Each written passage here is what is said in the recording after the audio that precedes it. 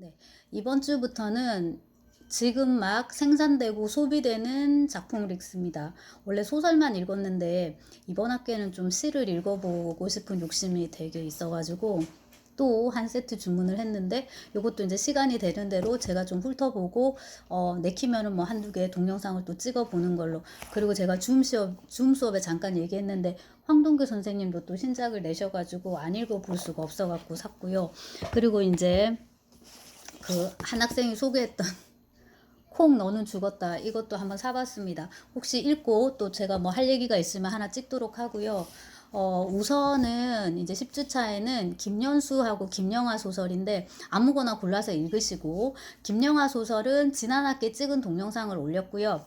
김연수는 지금 찍습니다. 요건데 7회의 마지막 신작이 나와서, 요것은 이제 시인 백석, 원래 본명은 기행, 여기서는 기행이라고 나옵니다. 처음부터 기행은 어쩌고 저쩌고 이제 이렇게 해서 백석의 말년을 다룬다, 이렇게 읽을 수도 있을 것 같고요. 우선 이제 전제는 뭐냐면 그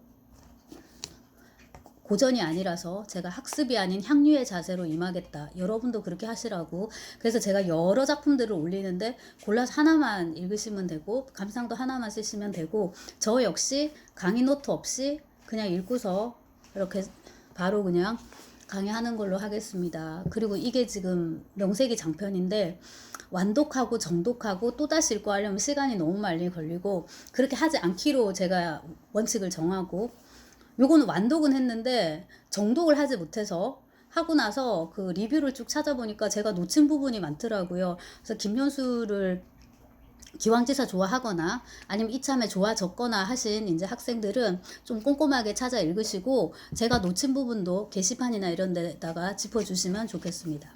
자, 백석의 이제 이야기인데 김연수도 한 8년 정도 지금 신작이 좀 뜸한 상태거든요. 그래서 제 생각에는 백석 인생에서 시를 쓰지 않는 어떤 공백기, 그거랑 소설이 잘 쓰이지 않는 그 이제 신문 리뷰에서 보니까 안 쓰는 게 아니라 쓰긴 쓰는데 그 작가의 자기 검열에 의할 때 그리고 발표하기에는 좀 그렇다, 이제 이런 작품들이 자꾸 빠지는 거죠.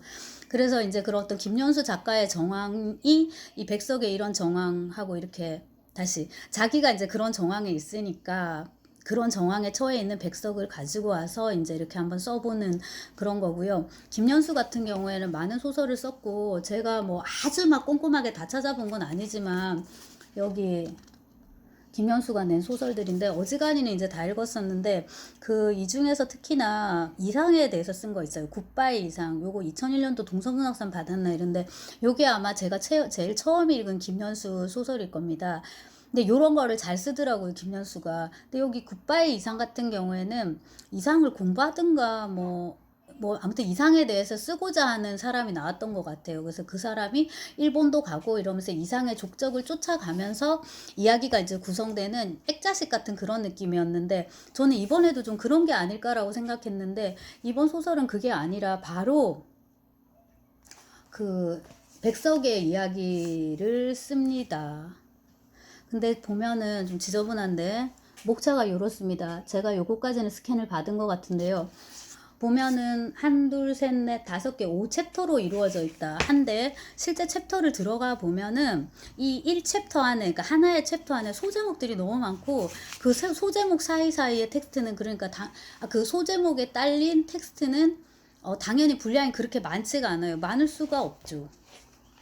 이건 300쪽도 230 몇 쪽, 작가의 말까지도 지금 250쪽이 안 되는 분량이니까, 예를 들어서 1957년과 1958년 사이 이렇게 돼 있으면 안에 소제목이 1957년의 포베다, 네, 이렇게 돼 있고, 또 그 다음에 몇 쪽 안 가가지고 1958년의 기린, 심지어 한 4, 5쪽 서너 쪽 가서 1957년의 파라다이스, 한 3쪽 가서 1958년의 시바이, 또 한 몇 쪽 가서 1957년의 수치심, 조금 더 가서 1958년에 옥심, 이거 사람 이름이거든요, 여자 이름. 그 다음에 1957년에 모닥불, 이런 식으로 또 안에 이렇게 소제목이 구성되어 있습니다. 1958년에 스푸트니크 2호 우표 쭉 가고 이제 이렇게 다음으로 넘어갈 때는 밑에 시가 이렇게 이제 인용이 되어 있습니다. 그러니까 요 제사라고 이제 하는 요것이랑 그 본문 내용이 이렇게 서로 유기적으로 얽혀 있게끔 이제 이렇게 돼 있고, 뭘 얘기를 해야 될까요, 여러분? 사실 저 이거 소설 생각보다 재미가 없더라고요. 이제 백석 이야기를 하는데 우선 이제 백석이 북한으로 갔으니까. 근데 그 표현이 맞지가 않은 게 백석은 원래 평안도 어디 정주인가요? 거기 출생이니까 기왕지사 이제 북한 사람이었고 남북이 분단되면서 이제 백석에게 주어진 그 옵션 남으로 올 것인가 북으로 갈 것인가 해서 그 자야는 그냥 여기 남은 상태에서 그냥 북으로 갔으니까 원래 근데 굳이 나누자면 이제 북한 시인이라고 할 수 있겠죠. 그래서 이제 백석을 얘기를 하면서 당시 문단 얘기 혹은 이제 백석이 한창 활동할 때 그 같이 했던 저기 그런 친구들에 대한 얘기도 잠시 나오고, 그 다음에 이제 북으로 간 또 다른 시인 이태준 뭐 이런 거 언급이 되고 뭐 그렇습니다. 그리고 이제 이게 북한 얘기를 이제 써야 되는 거잖아요. 북한에 있는 백석을 이제 써야 되니까 김현수는 워낙에 이제 성실해가지고 자료조사 같은 거 이런 것도 되게 열심히 해서 뭐 평양역이 어떻고 무슨 거리가 어떻고 어떻고 되게 열심히 나오는데, 그렇고 이제 그 접촉하는 사람들도 다 뭐야 되게 그 위쪽에 엘리트층이고, 그 다음에 그 남한의 종주국이 미국인 것처럼 북한의 종주국은 소련이니까 구소련, 네, 소비에트 이제 그 유니언 소련이니까 그 얘기가 많이 나와요. 그래서 이 소설은 시작할 때부터 1957년에 포베다는 빠베다 러시아어로 승리입니다. 저 러시아 소설 읽는 것 같아가지고 처음에 깜짝 놀랐거든요. 몇 장 읽다가. 자, 벨라와 빅토르는 시인이다. 1924년생으로 둘은 동갑이지만 빅토르가 벨라보다 먼저 고리키 문학대학에 입학했다. 평범한 의사 아버지와 교사 어머니를 둔 벨라는 모스크바의 학교에 진학하기 위해서 편법을 사용해야만 했다. 이렇게 나오는데 그냥 뭐 전형적인 러시아 이름입니다. 근데 벨라와 빅토르는 나중에 이혼하든가 이렇게 되는데, 백석이 벨라에게 자기 시를, 그러니까 이 본토에서 북한에서 이제 출간하기 힘들겠다라고 생각을 해서 벨라한테 줬던 것 같고, 벨라가 그 시를 어떻게 했는지 모르겠는데 무슨 편지가 왔든가 그런데 나름대로는 미스터리식의 형식을 취하고 있는 것 같은데, 사실 제가 이 부분 별로 재밌게 접수를 못해가지고 여러분한테 얘기해드릴 수준이 못 되고요. 진짜 그 부분 재미가 없어요. 아무튼 그래서 그 원래 벨라가 무슨 행사 때 작가 동문 무슨 행사 때인가 이제 만났던 그런 시인이거든요. 그렇게 해서 이제 작가와 유기적으로 이제 얽혀들면서 이렇게 스토리가 진행이 되고 벨라 이야기가 또 중간에 나오는 거죠. 그 다음에 이제 다른 인물들이 나오는데 영화 감독을 꿈꾸는 또 뭐 누구라든지 북조선의 미하일 칼라토조프를 꿈꾸고 있지. 이 미하일 칼라토조프는 러시아의 영화 감독인데 이제 북한이 아까도 말씀드렸듯이 적이니까 그 소련을 이제 이렇게 종주국으로 삼은 거잖아요. 그렇고 이제 1 말하자면 2에 처음으로 이제 이 백석의 얘기가 나오는데, 기행은 시인이다. 그러나 이태전 동시를 쓰기 전까지 그의 시를 읽어본 사람은 손으로 꼽을 정도였다. 사람들은 그를 소련 문학 번역가로 알고 있었다. 작가동맹, 조선 작가동맹 건물의 노어 번역실이 그의 근무지였다. 이렇게 나오는데, 요거를 읽으면서 이제 우리의 김연수가 이제 이런 고증 같은 거를 충실히 했다. 자료조사를 열심히 했다라는 이제 전제하에 굉장히 성실한 작가니까 이걸 보니까 정말 러시아하고 너무 똑같아가지고 깜짝 놀랐는데, 그 소련 작가 동맹의 카피본이 이 조선 작가 동맹인가 봐요. 거기서 이제 이 백석이 가가지고 이제 번역을 하고 이랬던 모양인데, 여기 시를 하나 소개를 합니다. 요것도 이제 아마 작가가 다 열심히 공부해서 가져온 거겠죠. 요런 시를 썼나 봐요. 길이나 아프리카의 길이나 너는 키가 크기도 크구나. 높다란 다락 같구나. 너는 목이 길기도 길구나. 국다란 장대 같구나. 내 목에 깃발을 달아보자. 붉은 깃발을 달아보자. 하늘 공중 부는 바람에 깃발이 펄럭이라고. 백리 먼 밖에서도 깃발이 보이라고. 여기 이제 그 붉은 깃발이 그러니까 러시아가 아니라 사실 소련인데, 소련의 그 삐아네르 꼬맹이들이 있어요. 우리로 지금 초등 연령대 이제 걔들은 다 삐아네르에 들어가는데, 피오네르고요. 이제 러시아식으로 러시아 발음으로 삐아네르인데 항상 이렇게 빨간색 이렇게 하고 있거든요. 스카프 같은 거를. 그거를 이제 의미를 하는 것 같아요. 근데 이제 사상성을 중시하는 쪽이니까 백석의 이제 답은 아이들에게는 사상성보다는 교양성을 심어주는 게 우선입니다. 이제 이렇게 백석이 이렇게 나가는 거죠. 그 다음에 이제 왜 이런 기린을 가지고 썼냐 이렇게 물으니까 뭐 때문에 그러냐, 아프리카 기린에 대해서 쓰면 되지 않느냐 하고 이제 안 되느냐 하고 백석이 물으니까 그 대답이 우리나라에 있는 곰이나 범을 두고 왜 머나먼 아프리카의 기린을 끌고 와서 붉은 깃발을 다느냔 말이오. 이제 이런 식으로 그 순수 문학을, 이른바 순수 문학을 지향하는 백석의 문학 세계와 그 다음에 당성, 이런 걸 이제 우선시하는 이 북한의 문학의 원칙이 안 맞아가지고 이제 갈등을 이렇게 빚는다는 거죠. 그렇게 해서 이제 여기서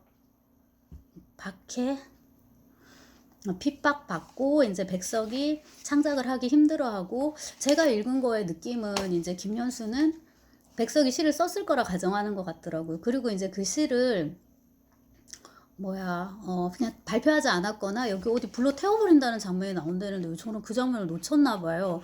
그런 게 나오는데 이제 그렇게 상정을 한 것 같은데,